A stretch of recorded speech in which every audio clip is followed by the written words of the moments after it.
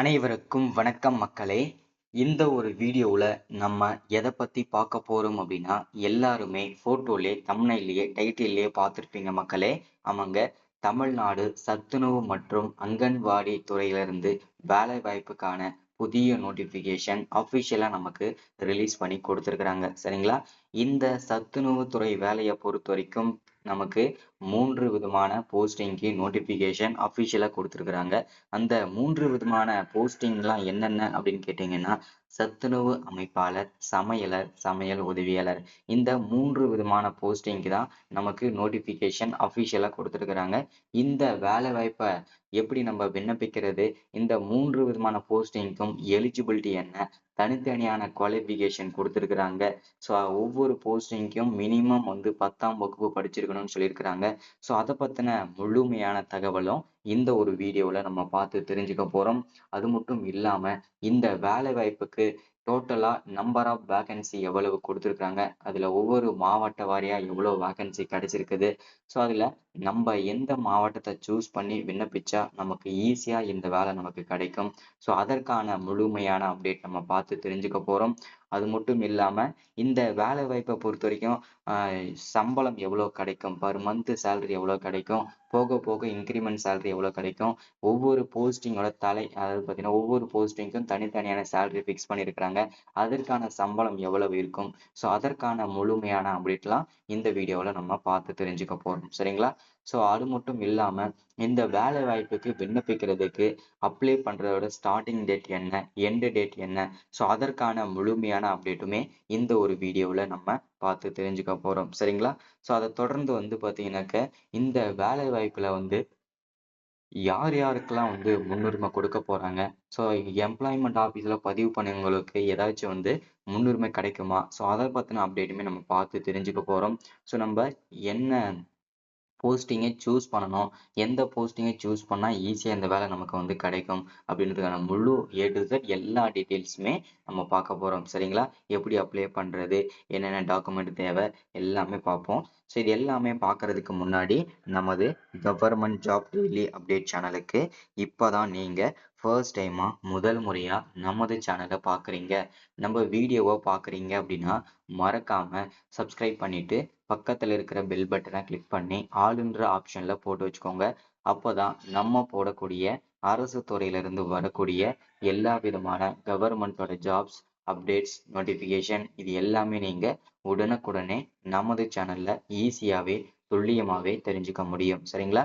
So அது மட்டும் இல்லாமல் உங்களுடைய ஃப்ரெண்ட்ஸ், ரிலேட்டிவ்ஸ், கான்டாக்டில் இருக்கிறவங்க எல்லாருக்குமே ஷேர் பண்ணிங்கன்னா ரொம்ப ரொம்ப யூஸ்ஃபுல்லாக இருக்குங்க. சரி, ஓகே, வாங்க வீடியோக்குள்ளே போயிட்டு இதுக்கான முழு அப்டேட்டுமே பார்க்கலாங்க. சரிங்களா? தமிழ்நாடு சத்துணவு அமைப்பாளர் ரெக்ரூட்மெண்ட்டுக்கான புதிய நோட்டிஃபிகேஷன் அஃபிஷியலாகவே கிடைச்சிருக்குதுங்க. சரிங்களா? ஸோ என்னென்ன போஸ்டிங் இருக்குது, எப்படி நம்ம நோட்டிஃபிகேஷன் செக் பண்ணணும், எப்படி அப்ளை பண்ணணும், என்னென்ன டாக்குமெண்ட் வேணும், எல்லா டீட்டெயில்ஸுமே பார்ப்போம். ஸோ வீடியோவை ஸ்கிப் பண்ணாமல் பாருங்கள். இந்த வீடியோவில் நம்ம எதை பற்றிலாம் பார்க்க போகிறோம் அப்படின்னா, எப்படி நம்ம வந்து இந்த வேலை வாய்ப்புக்கு 3 விதமான போஸ்டிங்க்கு கொடுத்துருக்காங்க இல்லையா, அதோட நோட்டிஃபிகேஷனை எப்படி செக் பண்ணுறது, எப்படி அப்ளை பண்ணுறதுன்னு பார்க்க போகிறோம். அடுத்ததாக வந்து பார்த்தீங்கன்னாக்க வேக்கன்சி ஒவ்வொரு மாவட்ட வாரியாக எவ்வளோ வேக்கன்சி வந்து கொடுத்துருக்குறாங்க, அதில் மாவட்ட வாரியாக எவ்வளோ வேக்கன்சி இருக்குது, ஸோ அதை பற்றி நம்ம பார்க்க போகிறோம். அடுத்ததாக எலிஜிபிலிட்டி, யாரெல்லாம் இதை அப்ளை பண்ணுறது எலிஜிபிலிட்டி, அதை பற்றி அப்டேட் பார்க்க போகிறோம்.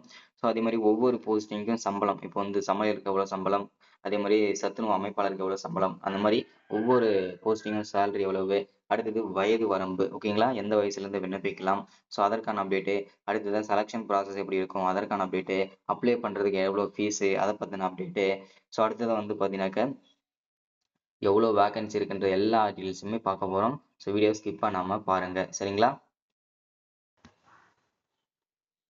ஃபர்ஸ்ட் வந்து சத்துணவு அமைப்பாளர் ரெக்ரூட்மெண்ட் நோட்டிஃபிகேஷன் ஓவர் வியூன்னு கொடுத்துருக்காங்க.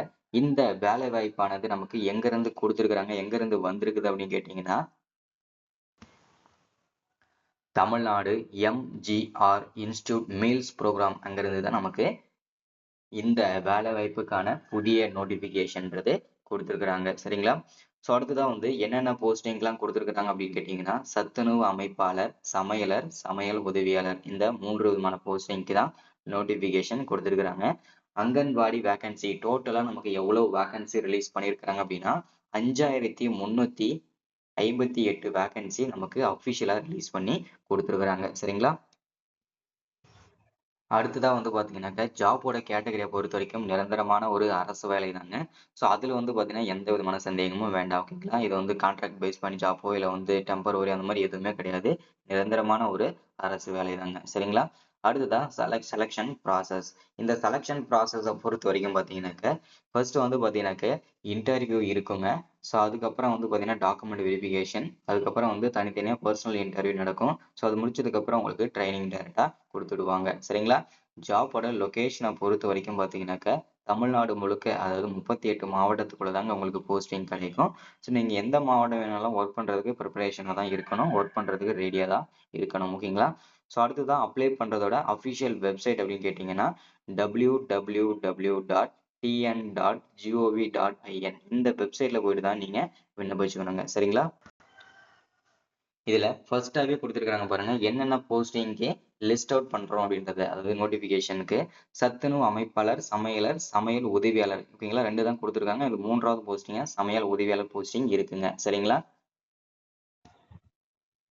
அடுத்ததா பார்க்க போறது எலிஜிபிலிட்டி கிரைட்டீரியா. அதாவது எலிஜிபிலிட்டிய பொறுத்தவரைக்கும் மினிமம் நம்ம 3 போஸ்டிங் சொல்லியிருக்காங்க இல்லையா? சத்துணவு அமைப்பாளர், சமையலர், சமையல் உதவியாளர்.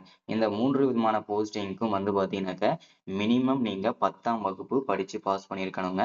அதற்கு மேல வந்து நீங்க வந்து 12வது degree, diploma, ITI, UG, PG, master degree, எத்தனை டிகிரி நீங்க முடிச்சிருந்தாலுமே இந்த வேலைவாய்ப்புக்கு நீங்க எலிஜிபிள் தான். மினிமம் குவாலிஃபிகேஷன் உங்களுக்கு வந்து 10ஆம் வகுப்பு தாங்க. அதுல நீங்க 10ஆம் வகுப்புலயே நீங்க பாஸ் பண்ணியிருந்தாலும் இந்த வேலைவாய்ப்புக்கு எலிஜிபிள் தான். இல்ல நீங்க ஃபெயில் ஆகியிருந்தா கூட இந்த வேலைவாய்ப்புகளுக்கெல்லாம் நீங்க எலிஜிபிள் தான்றத மென்ஷன் பண்ணி சொல்லியிருக்கிறாங்க. சரிங்களா? ஸோ அடுத்ததா வந்து சம்பளம். இந்த வேலைவாய்ப்புகளுக்கு பெர் மந்த்துக்கு சேலரி எவ்வளோ கிடைக்கும் அப்படின்னு கேட்டீங்கன்னாக்க, பெர் மந்த்துக்கு வந்து 3000த்துல இருந்து ஸ்டார்ட் பண்ணி 9000 வரைக்கும் இதற்கான சம்பளம் இருக்கும்னு சொல்லியிருக்கிறாங்க. ஸோ நெறைய நெறைய பேர் நினைப்பீங்க, இதுக்கான சம்பளம் வந்து கம்மியா தானங்க இருக்குது. ஸோ எப்படிங்க நம்ம வந்து மேனேஜ் பண்றதுன்னு கேட்பீங்க. இந்த வேலைவாய்ப்ப பொறுத்தவரைக்கும் பார்த்தீங்கன்னாக்க, இதுல வந்து காலையில போய் சாப்பாடு செய்யணும். இதுதாங்க ஓகேங்களா? ரொம்ப சிம்பிளான வேலை தான் இருக்கும். காலையில நீங்க 9 மணிக்கு போயிட்டு, மதியம் வந்து 2 மணி, 3 மணிக்குள்ள நீங்க வந்துற மாரி தான் இருக்கும். ஒரு அதிகபட்சமா 2 மணி நேரம், 3 மணி நேரம் தான் வேலையா இருக்கும். ஸோ அதுக்கு 9000 சேலரி பெர் மந்த்துக்கு அப்படின்றபோது, போதுமான சேலரி தாங்க அப்படின்றது. இது இல்லாம போக போக இன்கிரிமெண்ட் சேலரிலயும் கிடைக்கும். அது இல்லாம கவர்மெண்ட்ல இருந்து கிடைக்கக்கூடிய பிஎஃப் பணம் இந்த மாரி அலவன்சஸ் எல்லாமே உங்களுக்கும் இதுல கிடைக்கும். சரிங்களா?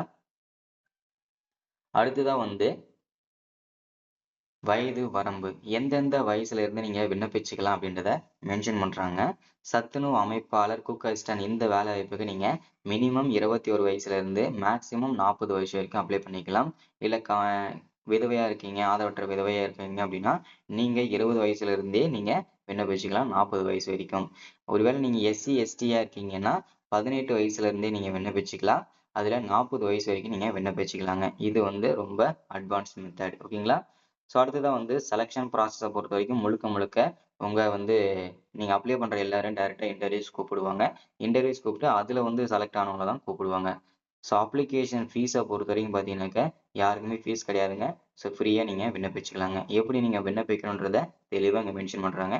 பார்த்துக்கோங்க. சரிங்களா? ஸோ அப்ளை பண்ற வீடியோஸ் யாருக்கு வேணுமோ மறக்காம கீழ கமெண்ட் பண்ணுங்க. அப்ளை பண்ற வீடியோஸ் குடுப்போம். Thank you.